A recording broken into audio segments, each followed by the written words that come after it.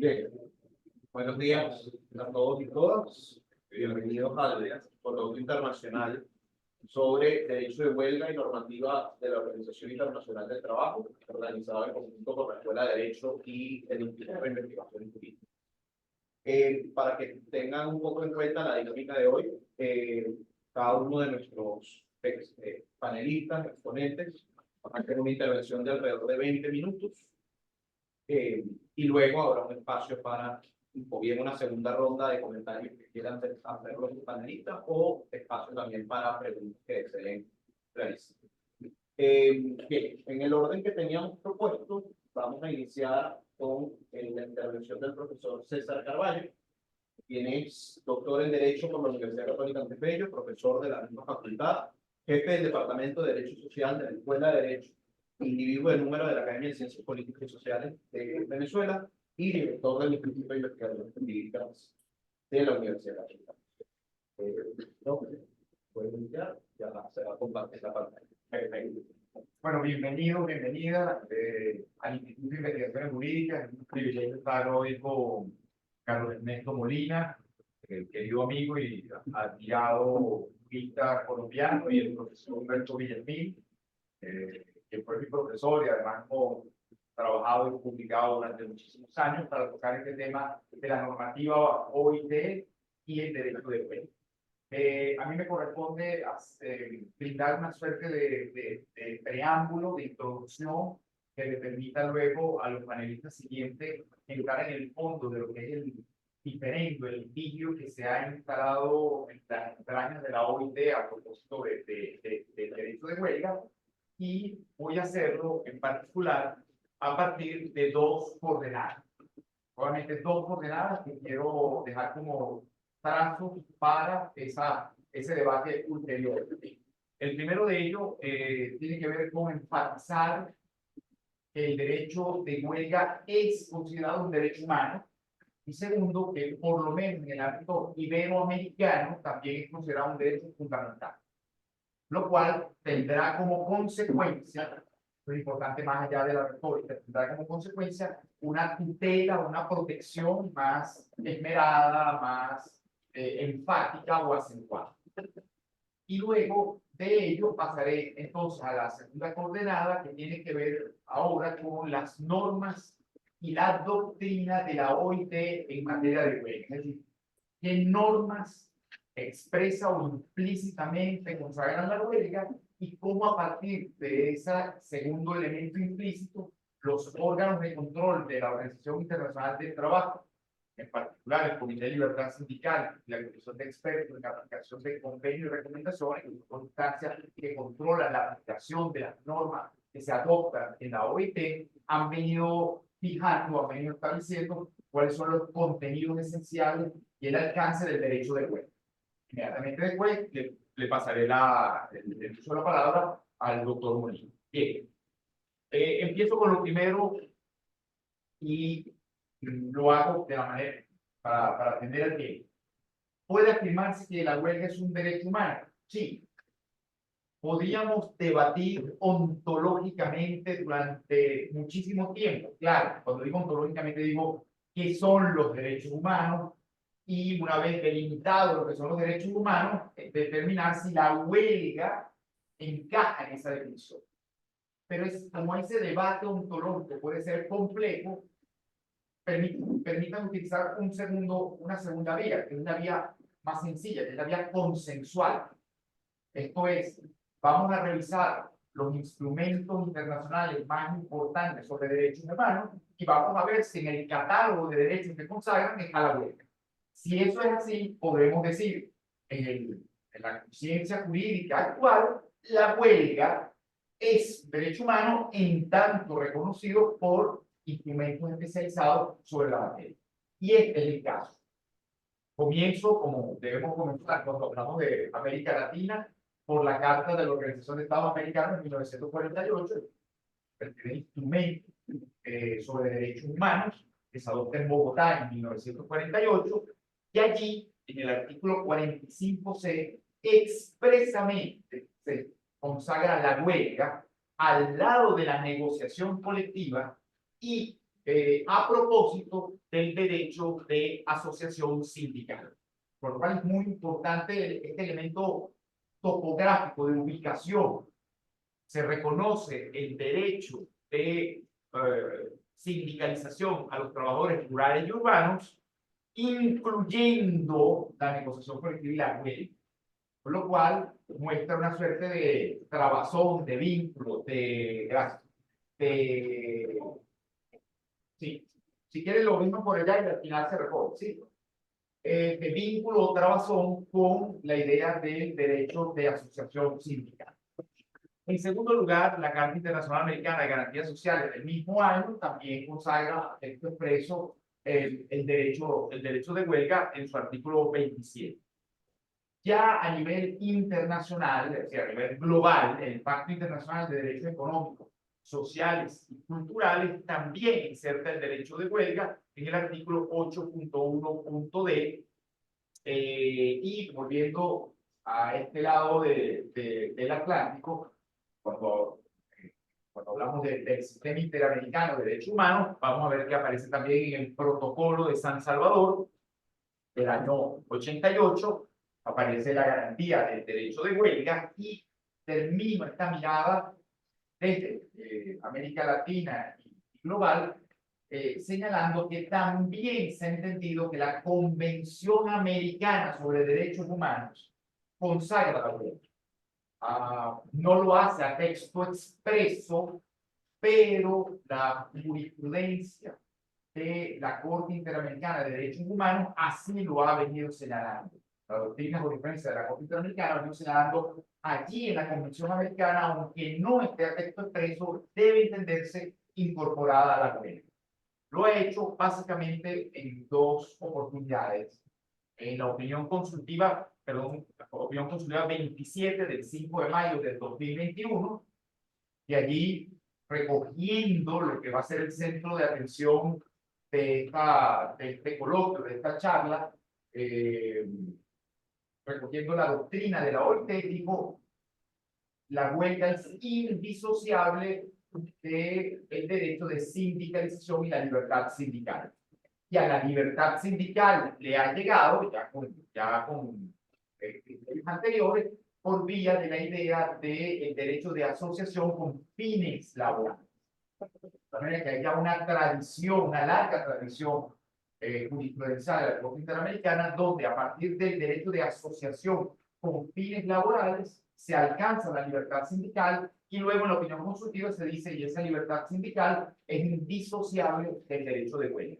Y finalmente, ya en la sentencia del caso extrabajadores del organismo judicial versus Guatemala, del mismo año, pero en este caso del 17 de noviembre, va a reafirmar este criterio. Tanto la negociación colectiva como la huelga son herramientas esenciales del derecho de asociación y la libertad sindical. Por lo cual, en síntesis, termina entendiendo que la Convención Americana ampara a la huelga como un contenido esencial e indisoluble de la libertad sindical y el derecho de asociación sindical. De tal suerte que tenemos que, o podemos, en principio, sostener que la huelga es un derecho fundamental, es un derecho humano. Ahora nos falta la segunda afirmación. Por lo menos, como decía antes, en el ámbito iberoamericano, podemos decir que la huelga también es un derecho fundamental. Fundamental en el sentido de que se incorpora o inserta en el bloque de constitucionalidad. Reviste carácter constitucional y por ende resulta esencial garantizarlo para mantener la cohesión social. Merece una tutela acentuada. En cada país tendrá los instrumentos de declaración, control de constitucionalidad concentrado, control de constitucionalidad difuso, etc.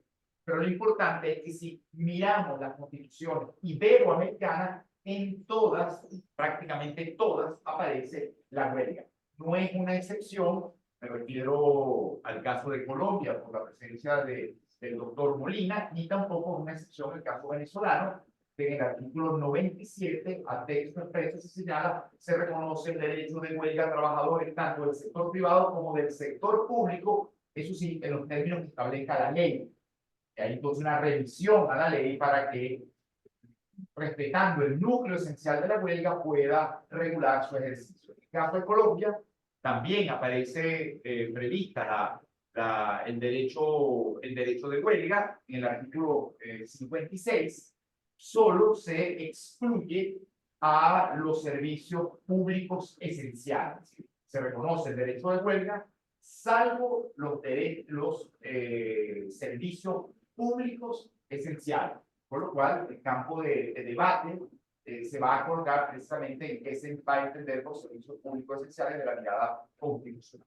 Con lo cual, podemos entonces cerrar diciendo el derecho de huelga es un derecho humano, el derecho de huelga es un derecho fundamental, pero termino con esta primera parte, o esta primera coordenada, con esta advertencia. Pero a pesar de ser un derecho humano, de ser un derecho fundamental, suele estar sometido a severas restricciones que pueden vaciarlo de contenido. Y entonces, para demostrarlo digamos, no ocupar demasiado tiempo, me refiero a este informe del relator especial sobre los derechos de libertad de reunión pacífica y de asociación de la Organización de Naciones Unidas del año 2016, donde dice, cuando uno mira el panorama, más allá de que se reconozca como un derecho humano, cuando uno mira el panorama en el terreno a nivel mundial, uno encuentra que la huelga suele estar prohibida para amplias categorías de trabajadores. Y cuando ello no ocurre, se le restringe, digamos que en términos exorbitantes, aludiendo a distintas razones.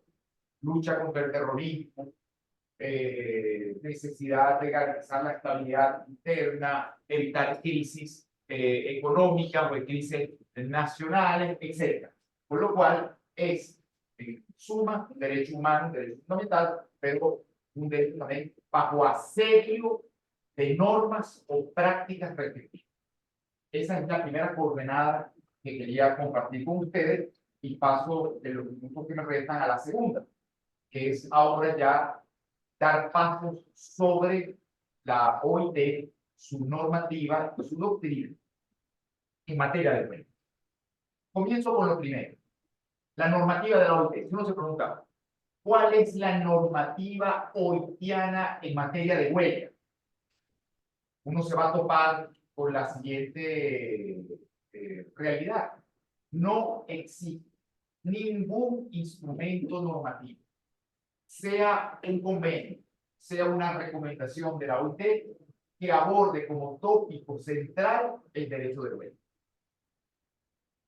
Los contenidos esenciales del derecho de huelga no han sido objeto de regulación por parte de las normas de la OIT. Eso es una categórica afirmación con la cual uno se topa cuando se introduce en el mundo normativo de esta organización internacional. No obstante, sí pueden aparecer referencias a la huelga en algunos instrumentos. Y ahí van a ver 3 ejemplos. Comienzo con la recomendación sobre la conciliación y el arbitraje voluntario del año 51, recomendación número 92.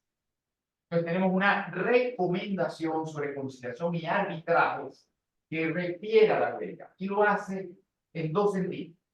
Dice poco más o menos lo siguiente, dice, cuando las partes involucradas en un conflicto acuerden todas ellas someterse a una conciliación o a un arbitraje, deberían adoptarse medidas para que esas partes durante ese proceso se abstengan de ejercer la huelga.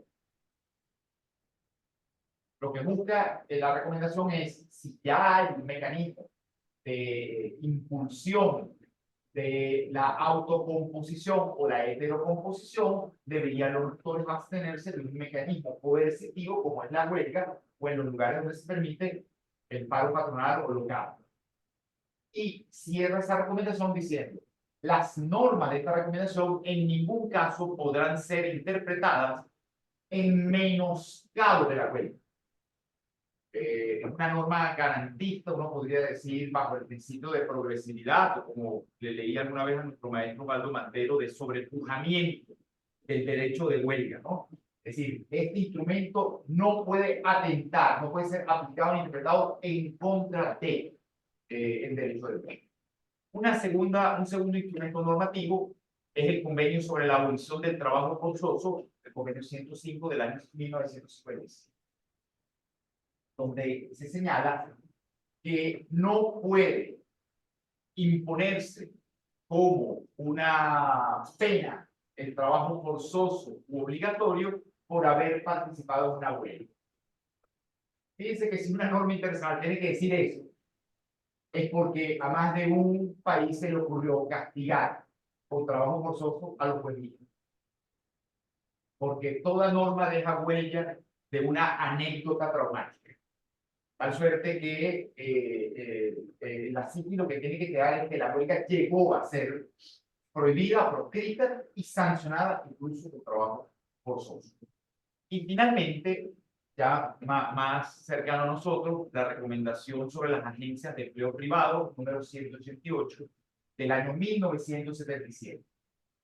El sentido allí se dice que estas agencias de empleo privado no deberían poner trabajadores a disposición de una empresa usuaria, contratante, para reemplazar trabajadores en huelga.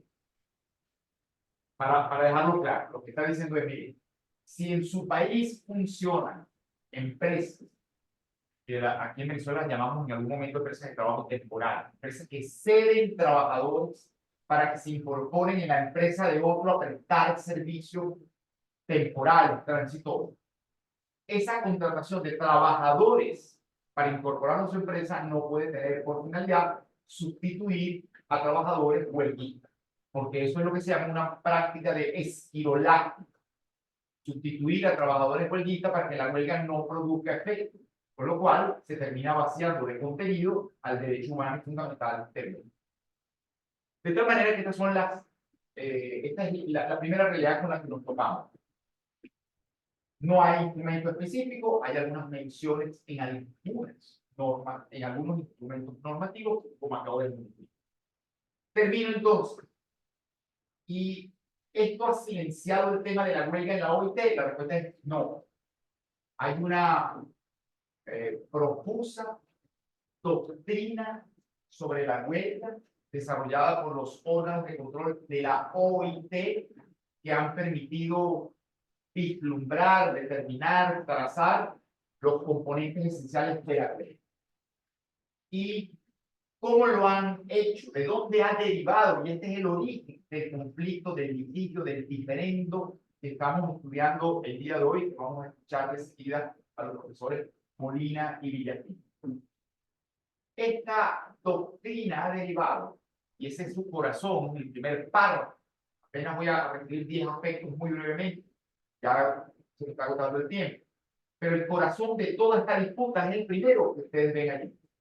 Los órganos de control desde hace ya 75 años, 74 años, perdón, 74 años, desde el año 52, han venido diciendo, han venido sosteniendo que la huelga se encuentra reconocida implícitamente en el convenio 87 de la OIT, convenio sobre la libertad sindical y la protección del derecho de sindicación. ¿Y en qué sentido lo han dicho? Parafraseando, lo han dicho, bueno, el convenio 87 garantiza la organización para la promoción y defensa de los intereses de los trabajadores, artículo 10. Y a estos fines, las organizaciones tienen derecho a establecer su propia agenda de acción. Concluye, en consecuencia, esa agenda de acción, ese programa de acción que reconoce el artículo 3, la autarquía sindical debe contener por lo menos la negociación colectiva y la huelga, porque si no, no hay vía idónea para promover y proteger tales intereses. Sin ese derecho a la huelga, resultaría imposible verificar, materializar ese derecho a promover y defender los intereses de los trabajadores. Ese es el argumento central. A partir de allí, entonces, se desencadena una serie de conceptos, criterios que han venido encadenando a través de estas más de 7 décadas los órganos de control. Como les decía, voy a dar solamente 9 ideas muy rápidamente que quizás puedan aparecer luego en las exposiciones que me suceden. Ha dicho con amplia flexibilidad de la idea de derecho de huelga. Ha dicho, toda modalidad de huelga debe ser admitida, salvo que deje de ser pasiva. ¿Qué está diciendo el órgano de control? Bueno, la huelga puede ser la suspensión colectiva de labores, como es común que lo reconozcan las leyes, pero también puede ser, por ejemplo, una huelga a desgano, o lo que llamamos en Venezuela una operación morrocoy. Los trabajadores están en su puesto de trabajo, pero laboran lentamente, lo cual causa daño al empleador. A veces uno cree que alguien está en huelga de operación de morrocoy y es su ritmo normal, pero digamos, la OIT lo ampararía, salvo que deje de ser pasivo. Que ahí hay una ampliación de espectro admitido por el derecho de huelga. Tercero, la huelga puede perseguir fines laborales, aumento de salario, fines sindicales, reconocimiento de un sindicato como más representativo o ejercicio de la negociación colectiva, y políticos, fines políticos. Políticos en el sentido de que se puede ejercer la huelga contra la política económica o social del gobierno. Por ejemplo, una ley tributaria que afecta a los trabajadores, un acuerdo de libre comercio que hace tener a los sindicatos una pérdida de empleo, etcétera. Mucho más una reforma legislativa laboral podría ameritar el ejercicio de la violencia. Incluso, cuarto lugar, la huelga de solidaridad. Esto es huelga para apoyar a otros trabajadores con ciertas restricciones que serían admisibles de ámbito geográfico, naturaleza de actividades, etc. Solo pueden prohibirse la huelga a ciertas categorías de trabajadores, muy brevemente, a ciertas categorías de funcionarios públicos de alto nivel, a los integrantes de cuerpos policiales y fuerzas armadas, porque el convenio 87 permite excluirlos a trabajadores en servicios esenciales en estricto sentido. Esto es, servicios que si se paralizan ponen en peligro inmediato la vida o seguridad de la población, y finalmente a los trabajadores en caso de crisis nacional también. Sexto lugar, hay servicios que no son esenciales, pero sí son trascendentales de utilidad pública. Si se paralizan, causan un daño profundo a una sociedad, ahorita económico. Bueno, la OIT señala que en este caso se pueden imponer servicios mínimos de funcionamiento.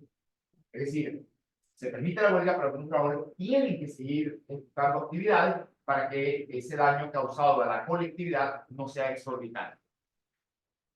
Séptimo, puede exigirse servicios mínimos de mantenimiento en toda la empresa. Mantenimiento o seguridad no es producir bienes o servicios, es preservar la empresa, la vida, la integridad de quienes en ella laboran, para asegurar que culminada la huelga puedan reintegrarse a sus puestos de trabajo.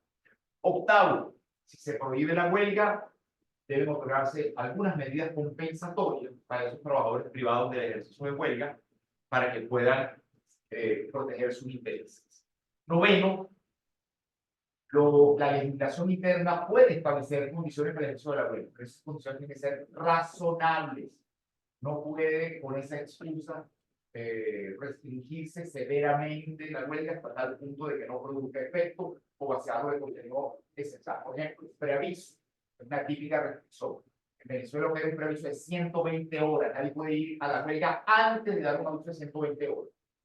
La OIT ha dicho es un plazo razonable. Ahora, si puede ser 30 días o más, no sería razonable porque le hace perder impacto al ejercicio de la huelga. Y finalmente, y con esto termino, un poco la reiteración de lo que antes se habló. Los estados, los gobiernos no pueden acudir al arbitraje forzoso, obligatorio, para terminar un conflicto sino solo en casos extremos o especiales, los mismos casos que permitirían prohibir la huelga.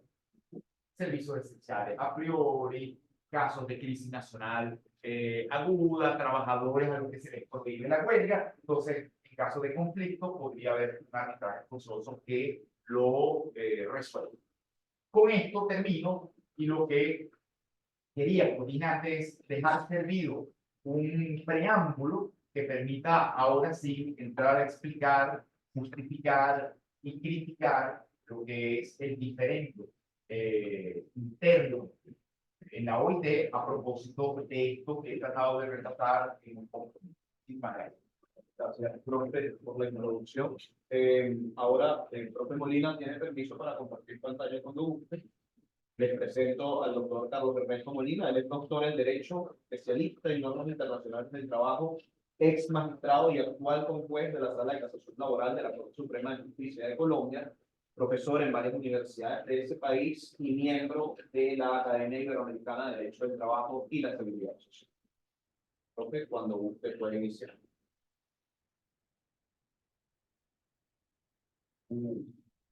Profe, está silenciado. Discúlpame. Muy buenos días para todos. Muchas gracias a la Universidad Católica Andrés Bello y a su departamento de investigaciones jurídicas por esta invitación que me hacen a participar en este coloquio, que es doblemente placentero por la presencia y alternancia con mis amigos queridos y excelentes colegas, los doctores César Carballo y Humberto Villasmil. Muchas gracias, Anselmo, por la coordinación. Bueno, voy a compartir entonces la pantalla.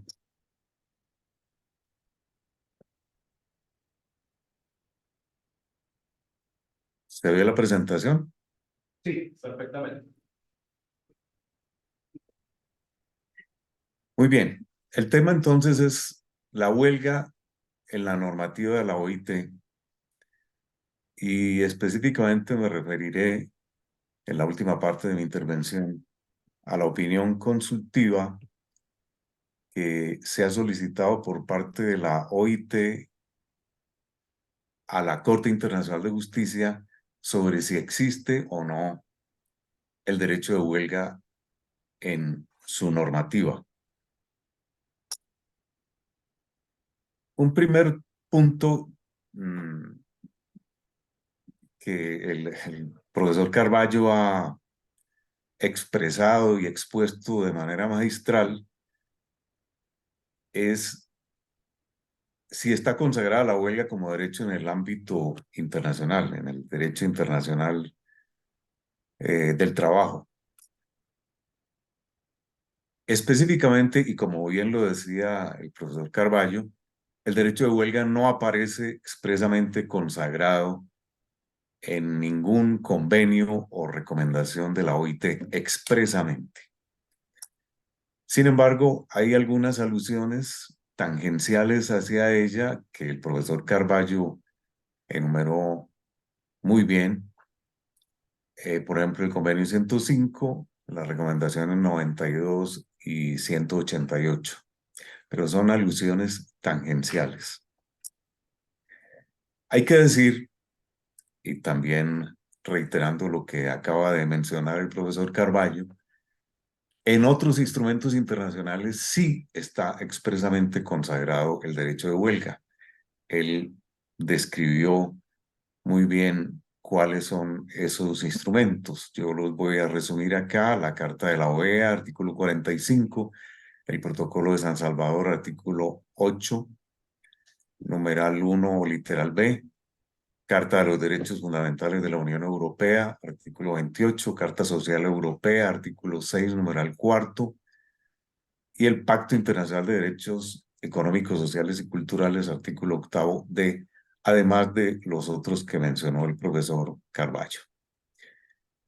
Bueno, con este contexto, debo decir que muchas constituciones nacionales, también como lo dijo el profesor Carballo, consagran el derecho de huelga, con mayor o menor amplitud, pero en muchas cartas constitucionales se consagra este derecho.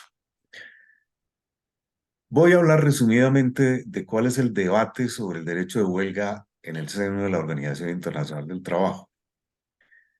Todo se origina en las tesis que la Comisión de Expertos de la OIT, la Comisión de Expertos en la Aplicación de Convenios y Recomendaciones, la CEACR,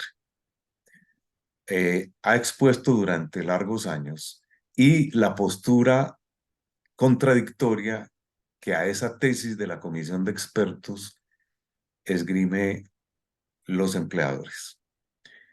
La Comisión de Expertos dice que a pesar del vacío normativo en el Convenio 87, repito, como lo mencionó el profesor Carballo y como lo he dicho acá, el Convenio 87 no expresa de manera directa la existencia de un derecho a la huelga. A pesar de eso, la Comisión de Expertos sostiene desde hace al menos 60 años que el derecho de huelga se deriva, emana del artículo 3º del Convenio 87, que recordemos que dice: las organizaciones de trabajadores y empleadores tienen el derecho de redactar sus estatutos y reglamentos administrativos, el de elegir libremente sus representantes, el de organizar su administración y sus actividades, y el de formular su programa de acción. En la frase subrayada en rojo, cimenta la Comisión de Expertos que el derecho de huelga emana de este artículo en particular, también del artículo 10, pero específicamente del artículo 3º del Convenio 87. La Comisión de Expertos ha expresado esta tesis de manera reiterada en varios de sus estudios generales, como por ejemplo el Estudio General de 1973, el de 1989 y el del año 2012, el más reciente. Los estudios generales son un documento que prepara la Comisión de Expertos anualmente, en donde se concentra en el examen de uno o más convenios de la OIT y la manera como esos convenios en el mundo están siendo cumplidos.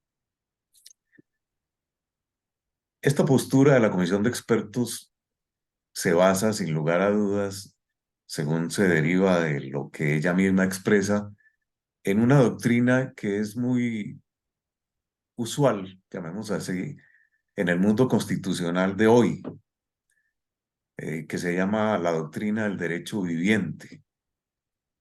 Es una doctrina axiológica, valorativa, que plantea que si bien cuando se consagró un derecho inicialmente hace muchos años,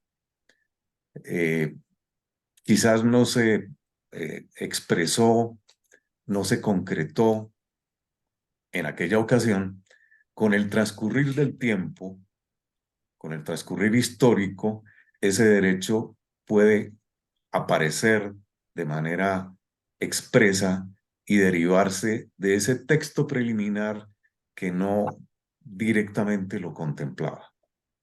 Ha habido muchos ejemplos en la historia del constitucionalismo contemporáneo en donde tribunales constitucionales han derivado derechos que no están expresamente en los textos de las constituciones y que los derivan para la época actual. Esta es la tesis que sostiene la Comisión de Expertos al decir que si bien el derecho de huelga no está expresamente consagrado en ningún instrumento de la OIT, y particularmente en el Convenio 87, sí emana, sí se deriva de los artículos 3 sobre todo y el artículo 10 del Convenio 87. Los trabajadores dentro de la OIT apoyan esta tesis de la comisión de expertos. Por su parte, los empleadores dentro de la OIT han sostenido y reiterado, en contrario a lo sostenido por la comisión de expertos, que el derecho de huelga no puede derivarse del texto del convenio 87. Es decir, los empleadores no niegan que pueda existir un derecho de huelga y que existe un derecho de huelga y que está consagrado en muchas constituciones y legislaciones de muchos países y en instrumentos, tratados internacionales, pero que en el convenio 87 no se contempla y que en ninguna normativa de la OIT se consagra. Esa es la tesis de los empleadores. No es que nieguen el derecho de huelga, sino que sostienen que no puede derivarse, como hace la comisión de expertos, de la normativa de la OIT y particularmente del convenio 87. Además, sostienen que en las discusiones que se dieron en el año 1948, previas a la aprobación del convenio 87, que condujeron a la aprobación del convenio 87, hubo consenso entre gobiernos, trabajadores y empleadores para no incluir el derecho de huelga en ese instrumento. Es decir, sostienen los empleadores que la intención de las partes es claramente no incorporar el derecho de huelga dentro de las normativas de la OIT relativas a la libertad sindical. No se ha logrado durante todos estos años llegar a un acuerdo en esta materia. Como les mencioné, llevamos 60 años en esta controversia entre trabajadores, empleadores y gobiernos dentro de la OIT. Pese a lo anterior, la comisión de expertos durante todos estos años ha ido configurando, estructurando toda una doctrina sobre el derecho de huelga que el profesor Carballo resumió magistralmente hace unos minutos. Y además, en sus informes que emite anualmente la comisión de expertos sobre el cumplimiento que los Estados miembros hacen de los convenios de la OIT y específicamente sobre el cumplimiento que se da al convenio 87, esa comisión viene formulando observaciones y comentarios a muchos de esos países con base en su doctrina sobre la huelga. Y reprochan a algunos de esos países que sus legislaciones y prácticas nacionales transgreden el derecho de huelga derivado del convenio 87 y de conformidad con la doctrina que la misma comisión de expertos, además de del Comité de Libertad Sindical de la OIT, han venido estructurando durante muchos años. Los empleadores sostienen que la comisión de expertos se está extralimitando en sus funciones, pues no tiene atribuciones para estructurar doctrinas, comillas, tan detalladas, tan amplias, tan globales sobre la huelga. Y que la regulación de la huelga, dicen los empleadores, corresponde hacerla a cada país, en su legislación o en su constitución, o en ambas. ¿Cuándo surge la crisis en este debate? Estalló en el año 2012, con ocasión de la 101ª Conferencia Internacional del Trabajo. La Conferencia Internacional del Trabajo es, como todos sabemos, la gran reunión, la gran asamblea de la Organización Internacional del Trabajo, que se llama así, Conferencia Internacional del Trabajo. Con ocasión de esa reunión de la OIT en el año 2012, hubo un gran debate, porque la comisión de expertos en su informe general, digamos que reiteró todas sus posturas que venía exponiendo desde años atrás sobre la huelga, amplió esa doctrina incluso, y los empleadores, en protesta, porque consideran, como he dicho, que la comisión de expertos no tiene atribuciones para emitir doctrina internacional sobre el derecho de huelga. Como consecuencia de eso y en señal de protesta, los empleadores se negaron a acordar en esa ocasión, en el año 2012, con los trabajadores la lista de países con graves transgresiones a convenios de la OIT, lista que es la base para una discusión tripartita que se hace todos los años en el seno de la Comisión de Normas de la conferencia.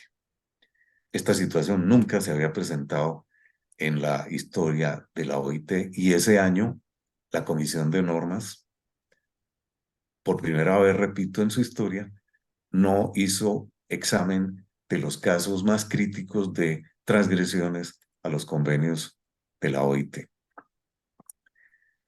Desde entonces esa discordancia ha persistido a pesar de los esfuerzos que se han hecho por conciliar la discordancia. Finalmente, el año pasado, a fines del año pasado, se plantean dos propuestas de solución a este diferendo. En el Consejo de Administración, que se celebró en noviembre del año pasado, hubo dos propuestas. De un lado, los empleadores y algunos gobiernos propusieron adoptar un protocolo al Convenio 87, referido ese protocolo al derecho de huelga. Un protocolo es un instrumento complementario de un convenio. Es distinto a una recomendación, porque el protocolo tiene naturaleza de tratado como lo tiene el convenio. No es una simple recomendación. El protocolo lo que hace es ampliar algún aspecto del que pudiera estar intrínseco en el convenio, lo amplía y en ese sentido complementa el convenio. Ha habido en la historia de la OIT algunos protocolos correspondientes a algunos pocos convenios, y esta sería entonces la idea que plantearon los empleadores de emitir un protocolo al convenio 87 que se refiriera a ese protocolo específicamente al derecho de huelga. La segunda propuesta que se planteó en el Consejo de Administración el año pasado, en su última reunión, provino de los trabajadores y de algunos gobiernos, concretamente 36 gobiernos, entre ellos 6 latinoamericanos, si mal no recuerdo, que consiste en elevar una consulta ante la Corte Internacional de Justicia para que ella determine si el derecho de huelga fluye o no del Convenio 87. Esta propuesta se basa en el párrafo primero del artículo 37 de la Constitución de la OIT, al que me referiré ahorita, más adelante. Estas dos propuestas fueron sometidas a votación y por votación se optó por la segunda propuesta, es decir, elevar una consulta ante la Corte Internacional de Justicia para que ella determine si el derecho de huelga se deriva, fluye o no del Convenio 87. Me referiré entonces a la opinión consultiva de la Corte Internacional de Justicia y cómo podría decidir esta consulta la Corte Internacional de Justicia. La pregunta que se le formula por parte de la OIT a la Corte Internacional de Justicia es la siguiente. ¿Está protegido el derecho de huelga de los trabajadores y de sus organizaciones en virtud del Convenio sobre la Libertad Sindical y la Protección del Derecho de Sindicación 1948, número 87? Esa es la pregunta para la Corte Internacional de Justicia. Es la segunda vez en toda la historia de la OIT que esta organización recurre a una opinión consultiva ante la Corte Internacional de Justicia. Por allá por los años 20 del siglo pasado, se formuló una primera pregunta a la Corte Internacional de Justicia relativa al convenio número 4 de la OIT sobre el trabajo nocturno de las mujeres. Y esta sería entonces la segunda opinión consultiva relativa a cómo se debe interpretar un convenio de la OIT. ¿Cómo decidirá la Corte Internacional de Justicia este diferendo o esta pregunta? La Corte Internacional de Justicia es competente para resolver este asunto por medio de una opinión consultiva, como lo señala el artículo 31 de la Convención de Viena, que como todos sabemos es la convención que regula el derecho de los tratados a nivel mundial. Y también es competente con base en el artículo 38 del propio Estatuto de la Corte Internacional de Justicia. La Corte Internacional de Justicia responderá la pregunta optando entre una u otra de las siguientes posturas hermenéuticas: la postura axiológica, finalista, valorista, de derecho viviente, que es la que sostiene la comisión de expertos. La huelga deriva, aunque no está expresamente consagrado en el convenio 87, deriva de ese convenio. Y la postura positivista y semántica de los empleadores, que sostiene que el texto del convenio 87 no permite derivar ese derecho. La Corte Internacional de Justicia tendrá a la vista el artículo 31 de la Convención de Viena, que dice que un tratado internacional, un convenio de la OIT es un tratado internacional, se interpretará, comillas, conforme al sentido corriente que haya de atribuirse a los términos del tratado en el contexto de estos y teniendo en cuenta su objeto y fin. Ese es el fundamento normativo que tendrá la Corte Internacional de Justicia para interpretar el convenio 87 y decidir si de él emana el derecho de huelga. Puede, en mi opinión, la Corte Internacional de Justicia, en su opinión consultiva, emitir esa opinión en alguno de los siguientes tres sentidos. Primero, el convenio 87 solo contempla un derecho genérico a la huelga, sin que puedan deducirse de él directamente regulaciones detalladas como las que ha emitido la Comisión de Expertos.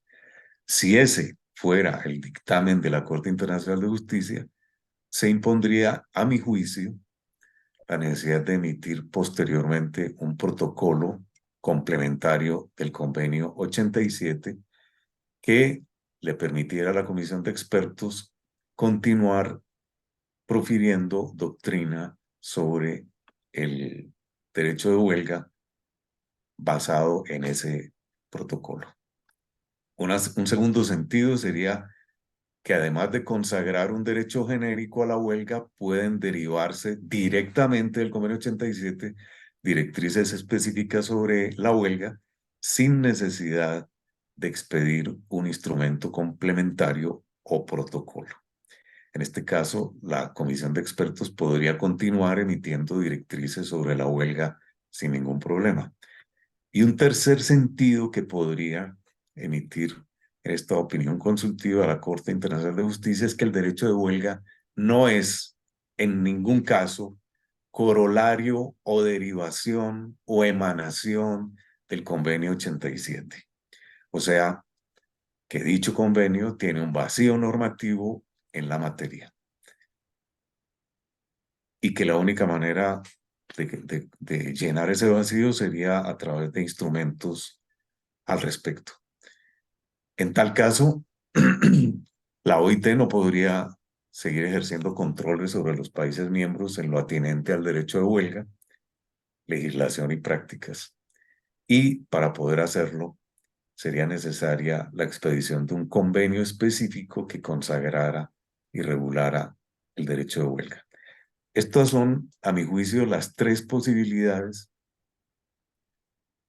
que tendría la Corte Internacional de Justicia para decidir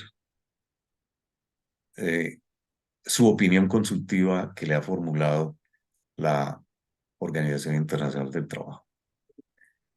¿Qué carácter tiene esta opinión consultiva de la Corte? ¿Es vinculante o no es vinculante para la OIT? Las opiniones consultivas proferidas por la Corte Internacional de Justicia no tienen poder vinculante por sí mismas, como sí lo tienen sus fallos contenciosos. Pero, en el caso de la OIT, sí tienen ese carácter vinculante, porque el artículo 37 de la Constitución de la OIT reconoce ese carácter a las opiniones consultivas. Ese artículo 37 de la Constitución de la OIT dice que la interpretación con autoridad, vamos a decir, de los convenios de la OIT corresponde a la Corte Internacional de Justicia. Entonces, en el caso de la OIT, una opinión consultiva de la Corte Internacional de Justicia que ha emitido esa Corte con base en una formulación que ha hecho la propia OIT sobre cómo interpretar un convenio es de carácter vinculante. En consecuencia, toda la OIT, empleadores, trabajadores y gobiernos deberán acoger la opinión de la Corte Internacional de Justicia en este sentido. Bueno, hasta aquí entonces este gran resumen de la situación del derecho de huelga en la normativa de la OIT. Muchas gracias. Muchas gracias, profesor Juan, por su presentación. Un fantástico resumen y ajustado al tiempo de la controversia. Ahora vamos a pasar en último lugar en esta primera ronda con la exposición del profesor Humberto Villamil. Él es abogado de esta universidad, también especialista en normas internacionales del trabajo. Fue durante 21 años funcionario de la Organización Internacional del Trabajo y actualmente está jubilado, y es profesor de esta casa de estudios de la Universidad Central de Venezuela y otras universidades del extranjero, y además miembro de la Academia Iberoamericana de Derecho del Trabajo y la Seguridad Social y secretario general de la Sociedad Internacional de Derecho del Trabajo y Seguridad Social.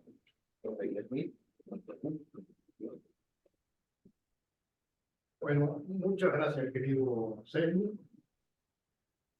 Okay.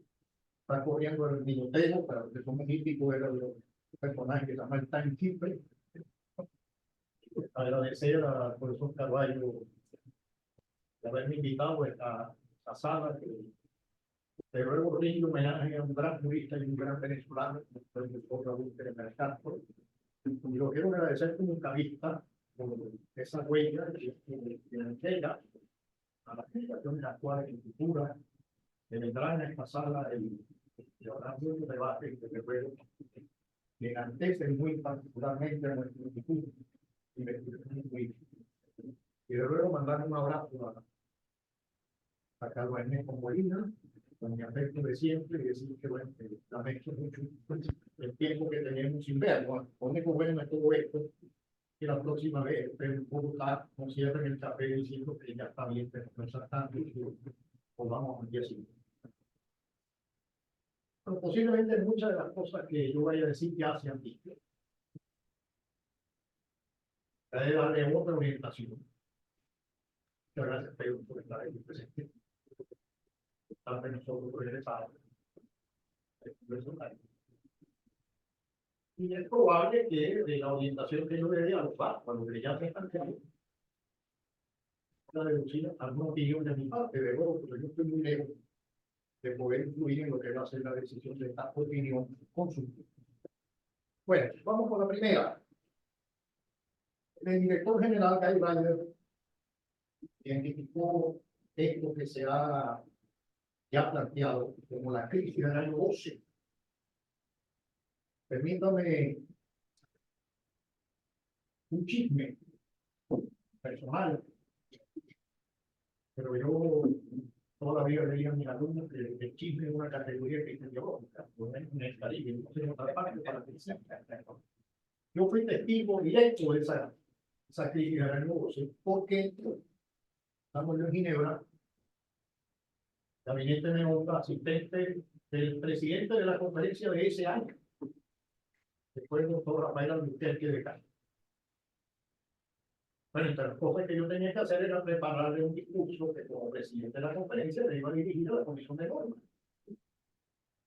Recordaré toda mi vida que cuando íbamos caminando por el palé de la vieja Liga de las Naciones a la Comisión de Normas, me llaman y me dicen que dónde estoy. Yo digo, bueno, con el presidente de la Comisión de Normas. Y me dicen, bueno, devuélvase porque la Comisión de Normas no va a sesionar. Esta fue la crisis del año 12, que significa por todo lo que ustedes han escuchado en este momento. Las opiniones de los órganos de control han tenido que ver, desde luego, con la primera pregunta. ¿Ampara el convenio 87 del derecho de huelga? Eso es lo que está en debate. No desde el año 12. La tesis del sector empleador es anterior. Lo que pasa es que en el año 12 llegó a tener una significación particular, que es lo que nos lleva, después de 80 años, a la vuelta a una opinión consultiva ante la Corte Internacional de Justicia. Debo advertir, es la primera vez que la OIT va a esta Corte. En las opiniones consultivas anteriores se dieron bajo la vida del Tribunal de la Liga de las Naciones. Ustedes saben que eso después de 1945, cuando venció la Liga de las Naciones. Desde luego, las opiniones de los órganos de control de aplicación, antes de la Comisión de Expertos, la Comisión de Normas de la Conferencia, el Comité de Libertad Sindical, lo han reconocido así. Consecuencia, tuvo una primera pregunta. Cuando lo reconocieron así, excedieron su mandato. Los órganos de control excedieron su mandato. Interpretaron el convenio 87, que dijo que son molinos, casi final de su función. Pero, ¿qué implica el control de aplicación de las normas? Ellos presten atención a que la comisión de expertos se llama precisamente Comisión de Expertos en la aplicación de convenios y recomendaciones. La pregunta que nos haríamos es, ¿qué implica el control de aplicación de las normas? El artículo 19 de la Constitución de la OIT es el más importante, y lo normativo de la Carta, para decir, porque es el artículo que establece el sistema normativo, las normas, es decir, el que ratifica, prevé que esta organización tiene competencia normativa internacional. Dice, en su artículo 19, artículo 5, numeral 5, literal B, que cuando se trate de un convenio es una norma internacional, no la única, pero es una norma internacional, han dicho por profesores Carvalho y Molina, es un tratado internacional consecuentemente abierto a la ratificación de los Estados Unidos. La recomendación es una norma, pero no está abierta a la ratificación de los Estados Unidos. Ahora, para que no quede duda que es una norma y en consecuencia está sujeta al control de aplicación, presten atención a la denominación, a la colonia de la Comisión de Expertos, Comisión de Expertos en la aplicación de convenios y recomendaciones. ¿Pero qué dice ese artículo 19, número 5? Si un Estado miembro obtuviera el consentimiento de la autoridad a quienes compete el asunto, comunicará la ratificación. ¿Qué significa la ratificación? El acto por el cual ese instrumento se hace parte del ordenamiento interno, comunicará la ratificación al director general y adoptará las medidas necesarias para hacer efectiva las disposiciones de derecho. Pues bien, no tengo tiempo de detenerme en esto, pero desde luego, esa frase final, esa oración que está subrayada en negra, significa ni más ni menos que el título constitucional, hablando de la Constitución de la OIT, que el control de aplicación que hace la Organización Internacional de Trabajo de la mano de es decir, ¿por qué se verifica el control de aplicación? Porque el Estado que ratifica el convenio tiene la obligación constitucional de tomar las medidas que harían efectivas las disposiciones del convenio. Y por eso la Comisión de Expertos hace control de aplicación, como lo hace la Comisión de Libertad Sindical, como lo hace la Comisión de Normas del Consejo. Pero sin embargo, ya esto se ha dicho, paso rápidamente. El artículo 37 de la Constitución de la OIT, que trata de la interpretación de la Constitución y de los convenios, dice que las cuestiones o dificultades relativas a la interpretación de esta Constitución y de los convenios corresponden a la Corte Internacional de Justicia. Esto se modificó en 1946 cuando nace la Organización de las Naciones Unidas, la Carta de San Francisco, California, en 1945. Y en el año 46, la OIT se incorpora a la ONU como agencia especializada. Esa es la razón de una circunstancia, por decirlo menos, sorpresiva. La OIT es una agencia especializada de la ONU, pero es más antigua que la nación. Vamos adelante.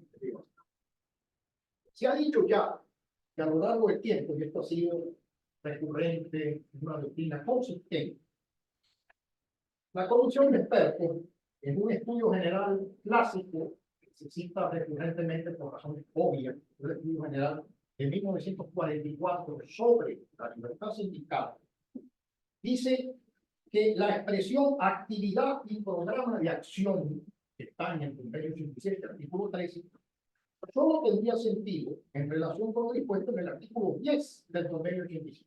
Esto lo escucharon ya mejor de lo que yo lo pueda decir. Lo dicho por son Molina y el profesor Carvalho antes. En consecuencia, derrotero de todo ese desarrollo que no tengo tiempo de tenerme en el lamentablemente, la comisión opina, está hablando la comisión de expertos, que el significado corriente de la expresión programa de acción incluye la huelga, lo que llevó desde muy pronto a considerar que el derecho de huelga, está hablando la comisión de expertos, insisto, es uno de los medios esenciales de que proponen los trabajadores y sus organizaciones para fomentar sus intereses económicos y sociales. Esa mención a la defensa de los intereses como objetivo tecnológico de la libertad sindical es precisamente el artículo 10 del convenio 85. Pero dice más el informe del año 94. El derecho de huelga fue considerado como una actividad, sí, que está por debajo de esa categoría que el convenio llama programa de acción sindical. La acción sindical. Lo que el derecho laboral comparado conoce como la libertad sindical colectiva de actividad. Solamente la libertad sindical colectiva de organización. Esta es la libertad sindical colectiva de actividad. En otras palabras, me organizo en sindicatos para hacer qué con ese derecho que ejercía. Dice la Comisión de Expertos en el año 94, el derecho de huelga fue considerado como una actividad de las organizaciones de trabajadores en el sentido del artículo 3 del convenio 87. Y remata esa doctrina, que ya se ha puesto aquí de manifiesto.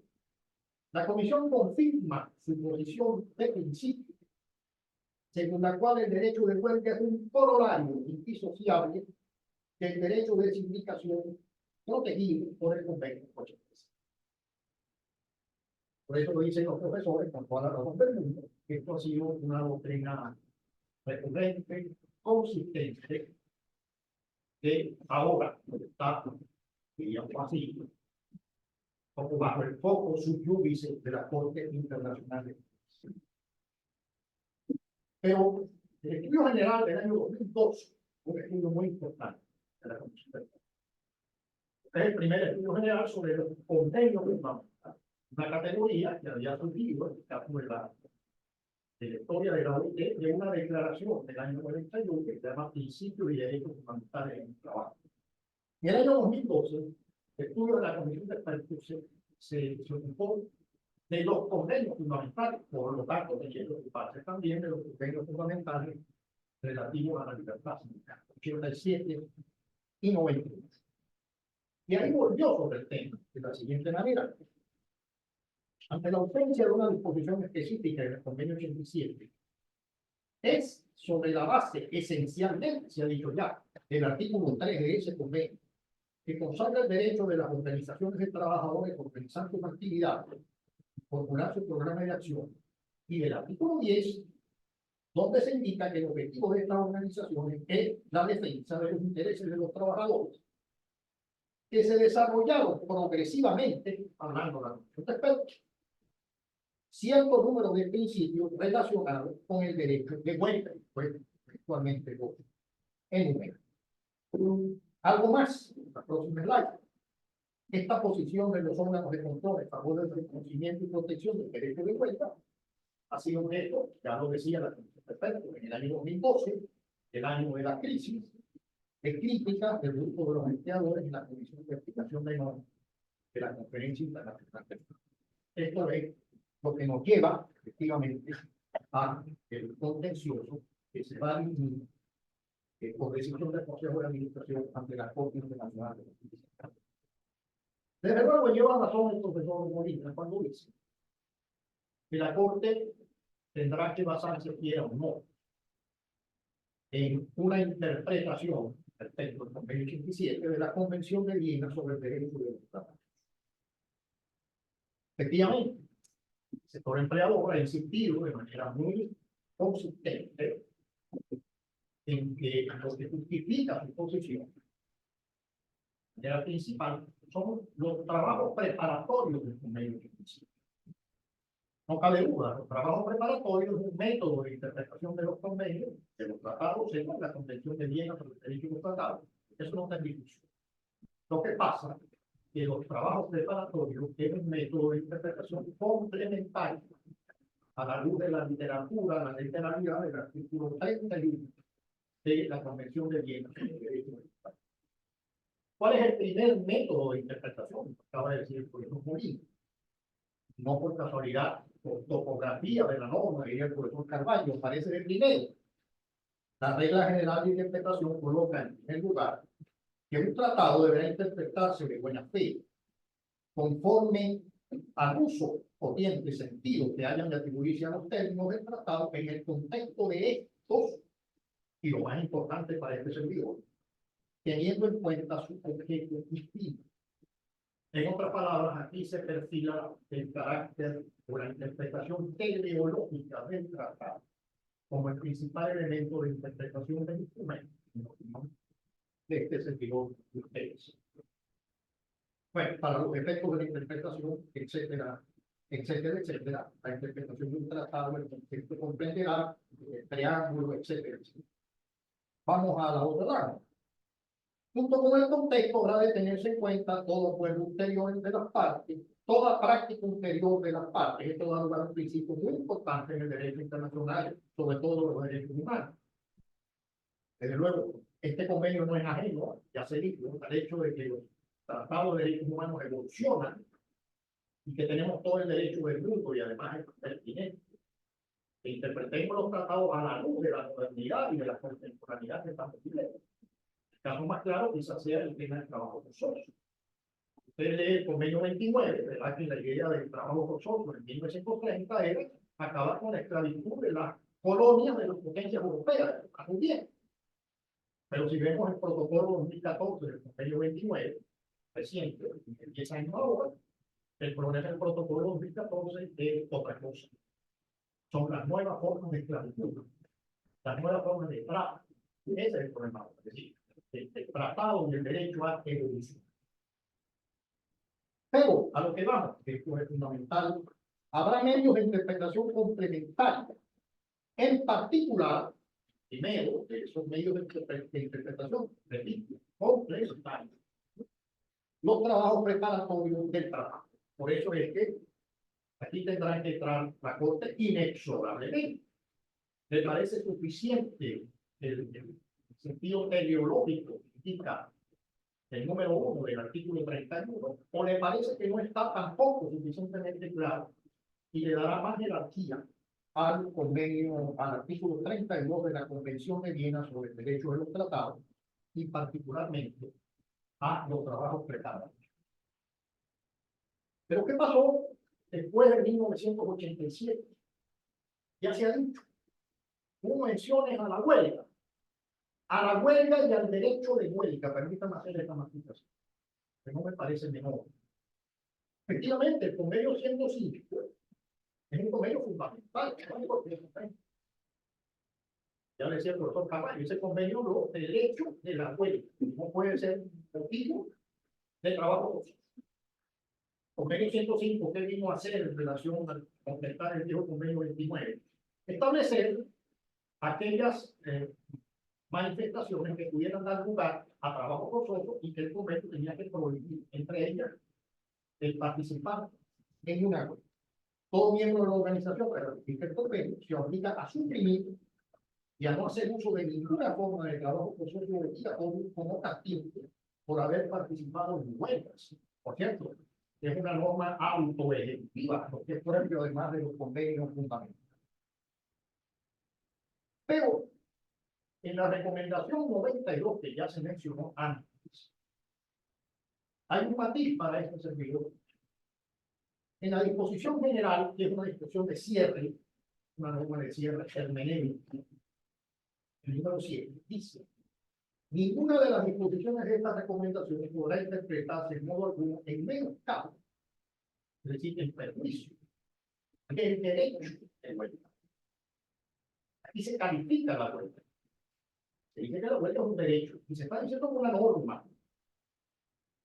Obviamente, no es una norma de la naturaleza de un convenio. ¿Por qué? Porque la recomendación no está abierta a la ratificación de los Estados miembros. Pero ¿quién dice que es una norma? El artículo 19 de la Constitución de la OIT, en el numeral 1 dice que al momento de adoptar un instrumento, la conferencia tendrá que decidir si el mismo tendrá la forma de un convenio o de una recomendación. Por eso la comisión de expertos se llama Comisión de Aplicación de Convenio y Recomendación. Después, como corolario de la Declaración Universal de los Derechos Humanos en el año 48, y voy rápido aquí porque ya se mencionó, aparece el Pacto de Derechos Económicos, Sociales y Culturales de 1966. El artículo 8 dice que los Estados partes se comprometen a garantizar, atención, el derecho de huelga ejercido de conformidad con las leyes de cada país. Sin embargo, lo más relevante de ese pacto, es una opinión estrictamente personal, y me imagino que siquiera sé si la Corte la va a considerar, es mi convicción, es el numeral tercero de ese artículo, que dice, como decía nuestro maestro Osvaldo Martel, atento el precio de lo siguiente: nada de lo dispuesto en este artículo autorizará a los Estados partes en el convenio 87, para adoptar medidas legislativas que menoscaben las garantías previstas en dicho convenio o aplicar la ley en forma que menoscabe dichas garantías. Preso mi posición. Soy de la idea, tengo la convicción de que ese párrafo es absolutamente impropio, por no decir ilógico o faltante. Sí, el convenio 87, para quien redactó o redactar el pacto de derechos económicos, sociales y culturales, no hubieran entendido que el convenio 87 de manera implícita menos reconocía el derecho. ¿Por qué? Porque esa remisión se está haciendo desde un artículo que consagra la ley. Y al mencionar el convenio 87, lo hace para establecer una norma, llamemos así, envolvente, es decir, que ordene una línea de flotación de forma mínima, de manera que al ratificar este pacto, nada de lo que haya podido decir el convenio 87 se puede poner por debajo, se puede conocer por el principio constitucional de la OIT, que se llama el principio de la norma mínima. Efectivamente, la consagración del derecho explícitamente, el derecho de huelga que hace el Pacto de Derechos Económicos, Sociales y Culturales, debe entenderse en concordancia y armonía con el convenio 87.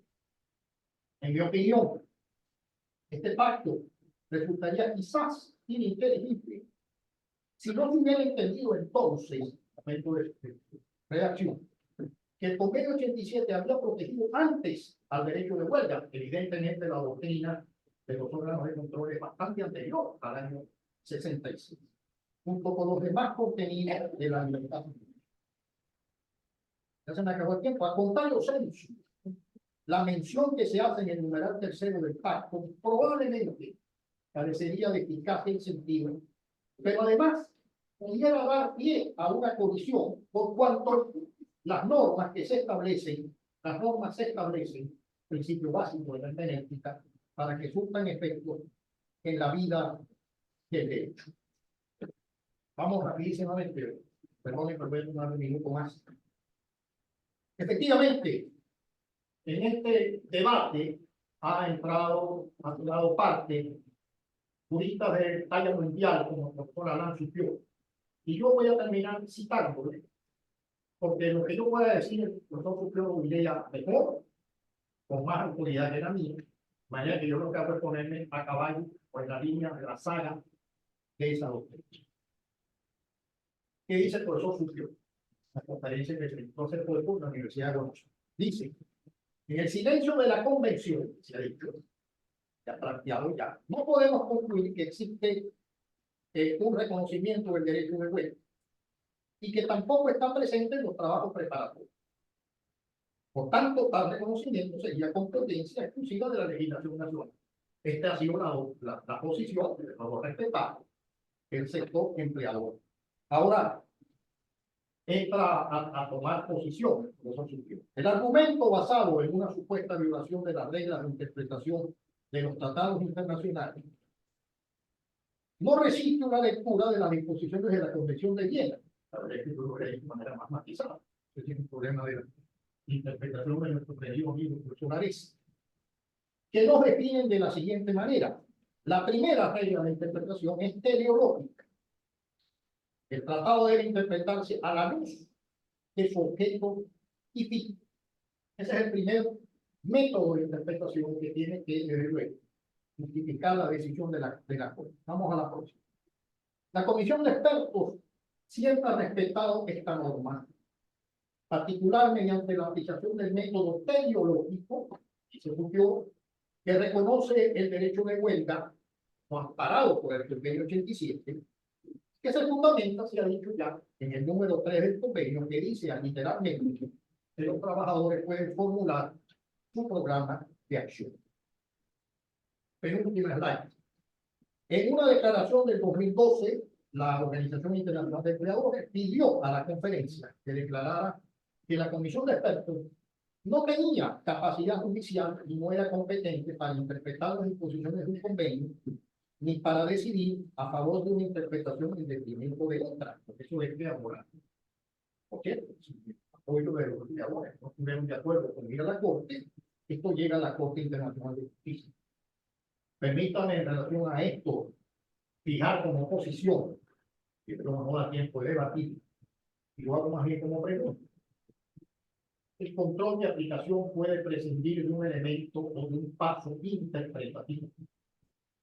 Dicho en otras palabras, se puede hacer control de aplicación de normas jurídicas si en algún momento del proceso tener que interpretar. Piensen en la tipicidad. Si se denuncia un caso de práctica discriminatoria antisindical, no le corresponderá a la Comisión de Expertos resolver un problema de tipicidad clásica entre los hechos que determinan la conducta antisindical y el tipo normativo que va a aplicar. Es decir, eso es lo que está planteado en este momento. Vamos a la última, perdónenme. Concluye Supiot, estoy plenamente de acuerdo con él. Esta remisión del asunto a la Corte marca el despertar normativo de la OIT, cuya misión es establecer normas internacionales cuyos significados sean suficientemente claros para garantizar seguridad jurídica, suficientemente general para respetar condiciones de aplicación. Recurrir a los tribunales para que interpreten estas normas se puede poner fin a una metamorfosis de la OIT en una mera agencia de medios y la degeneración del derecho internacional del trabajo. Este primer paso en la dirección jurídica exige un segundo. El Tribunal Internacional de Justicia adoptara la interpretación que la Comisión de Expertos ha establecido desde 1953 a propósito de que la prohibición de la huelga es incompatible con la libertad sindical, tal como define el convenio 86. ¿Y por qué? Y termino con esto, perdonen el exceso. Porque la clave está, y ya se ha dicho, en el artículo 3 del convenio 87. El convenio 87 no enumera los tipos o la manera en que se puede verificar el derecho de la acción sindical. Ese es un tipo genérico. No significa que no sea un tipo y que tampoco deje de ser normativo. No enumera los tipos de acción que un sindicato es libre de emprender. Dice, prohibir de emprender acciones no contempladas en el convenio, comparto plenamente ese criterio, sería vaciar de contenido absolutamente los términos de esa norma que diseñar y ejecutar un programa de acción. Piensen ustedes en un piquete pacífico. Pacífico. Unos trabajadores que van y después de lograr el trabajo, establecen un piquete pacífico y volantera. Mucho más lo que puede decir. ¿Qué pasaría si se discutiera si ese piquete pacífico está amparado por el convenio 87? ¿A qué norma tendríamos que ir? Al artículo 3. ¿Habla el artículo 3 de piquete? No, como tampoco habla de huelga. Si eso no tuviera un contenido para llenar el tipo del convenio, el artículo 3 del convenio, que es el convenio capital de la llamada libertad, el artículo capital de la libertad sindical colectiva de actividad, podría el riesgo de estar absolutamente vaciado. Pido mil excusas por tener excedido tiempo de esta parte. Muchas gracias, Guillermín. Con eso damos por finalizada esta ronda de exposiciones y quedaría abierto el espacio a preguntas de quien quiera formularse. Lo único que les pediría es, si están sentados muy atrás, acercarse hacia el frente para que el profesor Molina pueda escuchar en caso de que las preguntas vayan dirigidas a él. ¿Alguno tiene alguna pregunta que desee realizar a cualquiera de los ponentes o a los tres también? Profesor, bueno, la última lámina, quisiera también saber la opinión de ustedes o de qué creen que debería decidir la Corte, o qué creen que va a decidir la Corte Internacional de Justicia frente o sea, qué decisión va a tomar, o sea, qué podría tomar o qué debe tomar la Bueno, el orden inverso. Bueno, te agradezco muchísimo tu comentario y su interés. No me atrevería a hacer un pronóstico que me encantaría, porque yo de niño, porque también la carrera estaba yo no me la pasaba bien.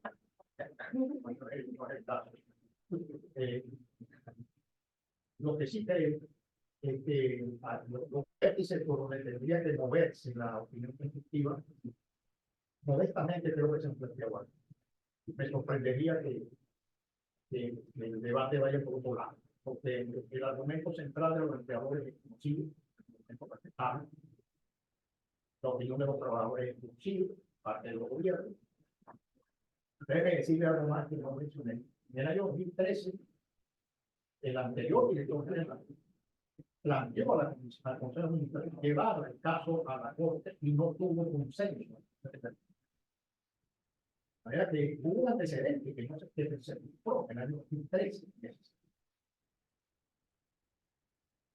Desde luego, más que explicar qué pudiera decir la Corte, lo que sí puedo decir es que esto es demasiado importante, porque aquí no se está debatiendo simplemente mi opinión particular.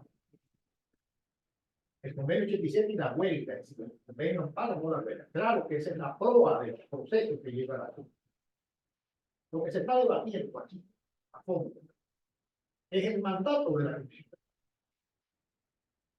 Por eso, el profesor lo subió, dice que esto pudiera sacar al sistema normativo del momento crítico y los partes de la Comisión. Como un ejemplo, ustedes han estudiado con el profesor Carvalho, con el profesor Molina, ya en la Universidad de Rosario, el convenio 111. El convenio 111 es un convenio fundamental. Es el gran tratado de la OIT sobre la no discriminación y igualdad de trato. La Comisión de Expertos elaboró una doctrina consistente, recurrente, que dice que si se quiere tutelar judicialmente los casos de discriminación y igualdad de trato, tiene que darse la inversión de la carga de la prueba. Dice más, que hay una discriminación directa y otra indirecta. Tampoco aparece. Si en exceso de su mandato, la Comisión de Expertos excedió su competencia, y eso se deduce de lo que dice la opinión consultiva, yo creo que entraría en barrena una cantidad de doctrinas que ha elaborado la Comisión de Expertos, que hace un control de aplicación. Y ahí sí quiero fijar una posición muy personal. Me parece que es lógicamente imposible verificar un control de aplicación que en algún momento no pase en una fase de interpretación, aunque eso sea. Por eso te llaman los penalistas, que saben esta cosa. Eso. Resolver la tipología, la tipicidad. Es decir, si uno se entra al aplicador, corresponde a un tipo normativo. Eso no es interpretar. Fue que el convenio 98 que han estudiado por el Caballo dice: los casos de prácticas antisindicales son los siguientes, y largo un listado de 15 dice injerencia y actos de discriminación. Hay muchos otros casos de prácticas que vienen de la violación de otros derechos fundamentales. Vean muy gracias, la libertad de expresión. Eso lo dice el convenio 98. ¿Qué significa? No puede haber una violación de la práctica antisindical de la mano de la violación de la libertad de expresión. Perdona que me haya excedido la respuesta. Creo que esto es un momento muy particular, más allá del tema que es relevante, para el sistema normativo de la Constitución. Gracias. Profesor Molina, si quiere comentar algo con respecto a entrar en este ejercicio de futurología para definir qué va a decir la Corte.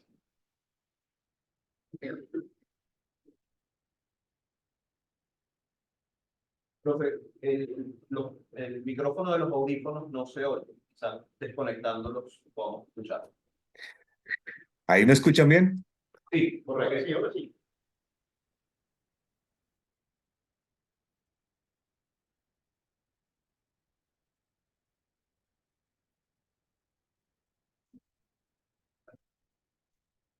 Estamos bien. Sí, quiero pegar la internet. Está ahí. Profe, tiene que desbloquear su micrófono ahora. Ok.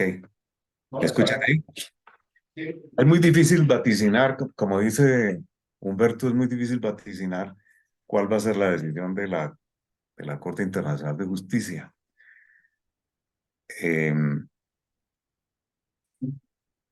Hay que recordar que la Corte Internacional de Justicia no es propiamente un tribunal internacional de derechos humanos. Para eso existen pues la Corte Interamericana de Derechos Humanos, por ejemplo, o el Tribunal Europeo de Derechos Humanos. Y aquí se trata, por parte de la Corte Internacional de Justicia, de emitir una opinión en materia de derechos humanos.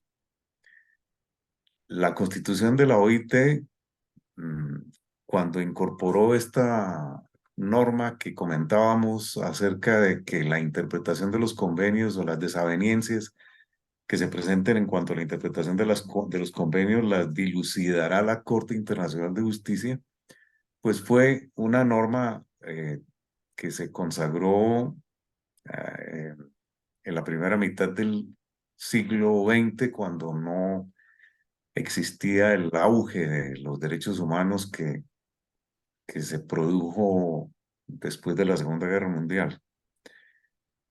Eso como primer comentario. Y este asunto de interpretar con la doctrina del derecho viviente y la teleología, las normas jurídicas, es muy propio de tribunales constitucionales y de tribunales de derechos humanos. Recordemos que la Corte Internacional de Justicia interpreta los tratados internacionales, y los tratados internacionales son el producto del acuerdo entre las partes, entre los sujetos de derecho internacional. Acuerdo que debe plasmarse en un texto que se llama tratado. Entonces, viendo el historial de la Corte Internacional de Justicia en la interpretación de los tratados internacionales, uno nota que la Corte tiende mucho a basarse en los textos, en lo que dicen los textos de los tratados. Y el convenio 87, pues lo acepta la misma comisión de expertos, no es explícito en su texto en cuanto al derecho de huelga. Entonces, podría darse la posibilidad, pero esto no es ninguna afirmación contundente ni premonitoria, ni mucho menos, de lo que va a decidir la Corte en su opinión consultiva, pero a mi juicio la Corte tendría mucha posibilidad de orientarse por el texto del convenio 87. Obviamente respetando todas las demás tendencias y opiniones sobre la interpretación teleológica, valorativa, etcétera. La Corte Internacional de Justicia tiene una gran preferencia por los textos. Entonces, la gran pregunta es si en este caso la Corte le dará preferencia más que a un método semántico, a un método teleológico. Esa es como la gran pregunta. Pero es muy difícil, como mencionaba el profesor Villasmil, vaticinar cuál va a ser el sentido de la opinión consultiva. Gracias, profesor Molina. Profesor Carvalho, si quiere intervenir. Creo que es una audacia, yo sí decir yo. No, lo que sí creo que a ver, frente a esta situación, lo que sí creo es que la Corte se va a encontrar con que la libertad sindical tiene un elemento fundamental que es la acción. Si desarticulas el elemento acción de la libertad sindical, se retrotrae a la clásica libertad de reunión, de organización, y quedaría vaciado de sentido. Eso creo que la Corte no va, digamos, creería que la Corte lo va a tener en cuenta, ¿no? Hay un componente que tiene que diferenciar a este derecho de libertad sindical del clásico derecho de organización. Y esa es la acción, y es una acción de promoción y defensa de intereses. Y para alcanzar esa defensa y promoción de intereses se requieren de ciertos derechos, instrumentos que lo realicen. Entonces, quizás, y esto no es una apuesta, pero tengo con quién apostar, pero digo, no lo es, y además porque tenemos que perdería, quizás lo que decía el profesor Molina, de un reconocimiento de un derecho de huelga genérico que pueda brindar límites o establecer límites a la creación de los órganos de control, quizás pudiese ser una construcción de la Corte. Es decir, la huelga está allí y otra cosa es entender cómo puede ser el desarrollo y delimitación y determinación de sus contenidos esenciales, ¿no? Creo que quizás esa podría ser, que era una de las hipótesis que planteó la primera, si no mal recuerdo, que planteó el profesor Molina. Eso es lo que yo tendría para comentar sobre ello. Si alguien más tiene una pregunta, la oportunidad. En caso contrario, yo les pediría una última y brevísima reflexión a los tres, más allá de la decisión que puede tomar la Corte Internacional de Justicia, que evidentemente es complicadísima de vaticinar, como decía el profesor Molina. ¿Qué representa esto para el futuro de la OIT? Porque pareciera, por las hipótesis que plantea el profesor Molina y por los comentarios posteriores, que de una u otra manera la pelota va a volver a la cancha de la Conferencia Internacional del Trabajo, bien sea planteando un derecho de huelga genérico, bien sea planteando un derecho de huelga específico, bien sea planteando que no existe el derecho de huelga. ¿qué probabilidades hay o cómo ven esta posibilidad de adoptar un convenio en el mediano o largo plazo sobre el derecho de huelga? Y cómo esto afecta en última instancia, como decía el profesor Villamil, todo el sistema de control de aplicación de convenios y recomendaciones, en el orden en el que gusten comentar. Podría darle la palabra a Profesor Molina. Moniz. Sin duda esta decisión consultiva de la Corte va a marcar una pauta, tal vez como lo comentaban hace un momento, muy importante para la OIT. El sistema de control de la OIT viene sufriendo una crisis grande desde el año 2012 y particularmente a partir de esta discordancia, este debate sobre si existe o no el derecho de huelga, porque lo que se cuestiona por parte de los empleadores sobre todo es la capacidad que tiene la comisión de expertos en materia de delinear regulaciones sobre los derechos laborales contemplados en los convenios y en las recomendaciones. Los empleadores sostienen que la comisión de expertos solamente puede, digamos, emitir opiniones, comentarios, mas no interpretar. En mi opinión, y acompañando lo que dijo Humberto hace un momento, es imposible para la comisión de expertos hacer control sobre la aplicación de los convenios y las recomendaciones sin hacer una interpretación de los mismos. Es imposible. La comisión de expertos, con todo, ha dicho que sus lineamientos no son vinculantes. Eso lo ha dicho reiteradamente en los últimos años y sobre todo a raíz de esta crisis en sus métodos de trabajo, año tras año, en sus informes, enfatiza ese aspecto de que sus opiniones no son vinculantes.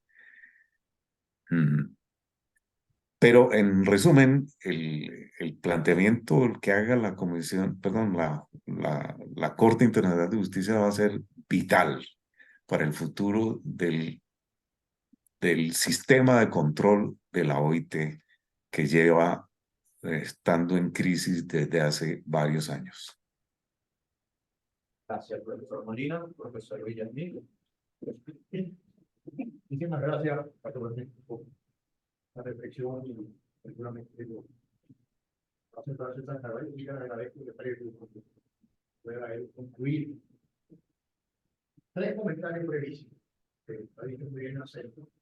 Viendo lo que pasa en la Corte, esto volvería al terreno de la conferencia. Más que llegar a una posición, hay una pregunta.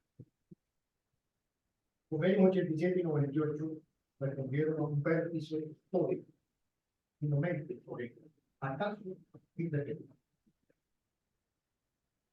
Por ejemplo, si hubiéramos estado todos de acuerdo, el convenio 87 se pudiera estar ratificando hoy, adoptando hoy. El convenio 87 no tiene en América ratificación perfecta, en América, en dos países que son más de países continentes, no ratificaron en Brasil y Guatemala. Eso algo indica. Tampoco la China, tampoco la India. Eso indica. Claro que indica. Si los convenios 87 y 98 fueron convenios fundamentales, o guerras que se dan en un momento muy particular, iniciando lo llamado 30 novios, fue en 1945, hay una pregunta a todos ustedes, lo mismo siempre. Este vértice histórico que podía haber, en segundo lugar, lo he dicho por trabajo.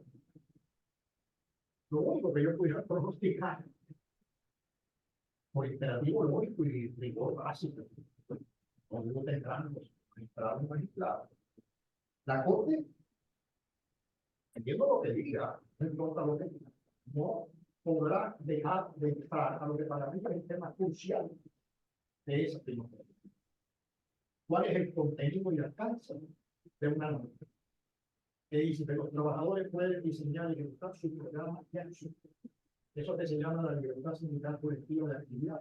Y regularmente la Corte va a tener que entrar a definir qué entiende por acción sindical, qué está bajo ese paraguas y qué no está.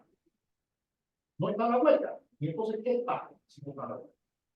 Si no está la huelga como un medio de autotutela paradigmático y por excelencia, ¿qué queda debajo de la acción sindical? Y una última reflexión. Como yo mencioné, no creo que tenga la entidad del gran problema que tiene la Corte, que es tomar la Convención de Viena y decir si interpreta por vía de los trabajos preparatorios, le da más importancia al carácter tecnológico y analítico de los documentos. La recomendación 92 es una norma, ciertamente, no es un convenio, no es un tratado, es una norma. ¿Qué significación? La que tiene una recomendación. La recomendación dijo, años después del convenio 87, que la huelga es un derecho. Voy a compartir con todos ustedes una reflexión que yo estaba haciendo hace muchos años, de tiempo de funcionario. ¿Cómo es posible que si esa norma contradecía nada mañana no convenio formal haya perdido en el marco de un sistema normalista tantos? Es decir, no habría habido ocasión de caer en dinero. Mire, resolvamos esa contradicción. Entonces, que es perfectamente posible, porque las recomendaciones se revisan. Hay recomendaciones revisoras, dejan sin efecto la más antigua, porque eso no se ajustó. Y la consecuencia es lo que ha apuntado el profesor Carvalho. Pues, no voy a entrar en ello, pero invito a ver lo que opina de todo esto que estamos hablando esta mañana, la Corte Interamericana. La Corte Interamericana dice palabras más, palabras menos. No me corresponde estar a responder este tema, que corresponde a la OIT, pero esta Corte hace suyo, se estudia la doctrina de los órganos de control. Me parece que dice mucho. Y que está indicando una asincronía, un quiebre, una sistematización básica entre la tutela de los derechos fundamentales entre sistemas normativos distintos, entre la OIT y el sistema internacional. Perdón que tenga. Profe, si quieren comentar, y cerraríamos con una pregunta o comentario a la profesora Jacqueline. Bueno, me digo, no, yo creo que ha quedado claro que es lo que viene, ¿no? Ciertamente ya hay un refreno normativo, la OIT ha bajado la intensidad normativa clarísimamente. Además, podría venir, depende de la decisión, un debilitamiento del sistema de control, sin duda, donde quedaría vaciado de opciones y la interpretación de forma de control sería ser restringida o severamente restringida por la decisión. Lo que sí, en esa sí me atrevo a apuntar, lo que yo sí digo es que haya posibilidad en este momento de un convenio sobre la huelga. Como decía Humberto, yo creo que el convenio 86 no se adoptaría hoy, sería imposible adoptarlo, mucho menos pensar que se puede desarrollar una normativa sobre huelga en este momento y menos como consecuencia de una decisión que puede estar restringiendo las capacidades de interpretación de los órganos de control. Y sí me parece, y con esto termino, muy interesante verlo o sea, no es un tema que estamos analizando hoy, pero ver cómo el prestigio de los órganos de control de la OIT ha significado que tribunales internacionales sobre derechos humanos basen sus decisiones en materia laboral de esa doctrina. Es clarísimo cómo la Corte Interamericana ha establecido una y otra vez los criterios, citando previamente lo que los órganos de control han decidido, y eso lo que hace es revestirlo de una legitimidad técnica, porque una agencia especializada de las Naciones Unidas que ya ha venido desarrollando una doctrina digamos, sólida sobre esta materia. Y esto llevaría a la situación de que tendríamos un sistema de control oitiano, donde se está cuestionando si la huelga está parada por el convenio 87, y luego un sistema de derechos humanos donde eso ha sido aceptado sin ningún tipo de duda o sin ningún tipo de limitaciones, y concluyo, e incluso yendo más allá que los órganos de control. Por ejemplo, en el caso de la sindicalización de los cuerpos policiales, que la opinión consultiva 27 dijo que habría que diferenciar entre Fuerzas Armadas y policía, porque la policía sí puede sindicalizarse, a pesar de que el convenio 87 le brinda a los estados la posibilidad de determinar hasta qué grado sería aplicable. Entonces tendríamos como dos cauces disímiles con distintos ritmos si esta decisión es contraria a el desarrollo de los órganos de control. Gracias. Y bueno, profesora Richter, sí, tiene permiso de la palabra, puede activar su micrófono y cerraríamos con su pregunta o comentario. Bueno, primero, felicitaciones. He disfrutado mucho este conversatorio. Me ha traído recuerdos para las clases de cosas que uno como que olvida. La pregunta es, yo creo que César lo situó bien en que el convenio sería impensable hoy. Convenio 87, después de la caída del muro de Berlín, casualmente los cuestionamientos de los empleadores comienzan a ocurrir después de la caída del muro de Berlín. Antes era doctrina pacífica lo que decía la comisión de expertos y el Comité de Libertad Sindical. Mi pregunta es sobre Venezuela y si bien es cierto, los dictámenes de los órganos de los órganos de control de la OIT no son vinculantes, para nosotros, ¿qué tan vinculante sería? Nuestra propia Constitución señala que son de obligatorio cumplimiento los dictámenes de los órganos internacionales en materia de derechos humanos. ¿Y qué implica la pérdida de una jurisprudencia tan buena como ha sido la del Comité de Libertad Sindical en torno al derecho de huelga? Porque en general en la América la huelga tiende a restringirse fundamentalmente a violaciones de derechos en el ámbito de la relación laboral. En cambio, la legislación nacional tiende a mirar con mucho recelo las huelgas generales contra medidas económicas o, por ejemplo, en una situación de fuerte represión hacia el movimiento sindical, y esas huelgas que no son en el ámbito típico de la relación de trabajo con un empleador o con un conjunto de empleadores, sino que se refieren a políticas generales, cuando tienen que ver con defensa de la libertad sindical, son amparadas por el Comité de Libertad Sindical. En nuestro caso, recuerden la huelga petrolera del año 2002. Pero no ha sido el único caso, no ha sido el único, no ha sido el único caso. Entonces, un poco esas dos preguntas, es decir, que efectivamente no son vinculantes o para nosotros sí serían vinculantes por nuestra orden constitucional, y qué pasa si se pierde esta jurisprudencia tan importante para las Américas, en la que en general el derecho de huelga es visualizado de forma muy restrictiva. Sí, muy brevemente. Primero, Jacqueline, saludarte. Gracias por estar conectada, profesora de la Universidad Central de Venezuela, especialista en esta área. Por razones de tiempo, Jacqueline, más bien te propongo que hagamos algún evento en el futuro sobre estos tópicos, pero por razones de tiempo diría solamente dos cosas. Uno, lamentablemente la jurisprudencia de nuestro Tribunal Supremo de Justicia ha venido rechazando el carácter vinculante de las decisiones de los órganos de control internacionales e incluso de los tribunales internacionales, con lo cual hasta que esto no cambie ese criterio, pues hay una muralla respecto de la doctrina. Segundo, ¿qué pasaría si esto ocurre, lo que decía Jacqueline, que se niega toda la doctrina que se ha venido desarrollando? Porque no habría un empobrecimiento en esta materia, porque ciertamente no hay ningún desarrollo jurisprudencial que sea análogo a lo que se ha construido por los órganos de control de la Organización Internacional del Trabajo. Y tercero, y termino, si en el escenario de que efectivamente la Corte Internacional de Justicia dijese que los órganos de control se han excedido y que por tanto la huelga no está amparada por el Convenio 87, pasarían dos cosas disímiles en América Latina.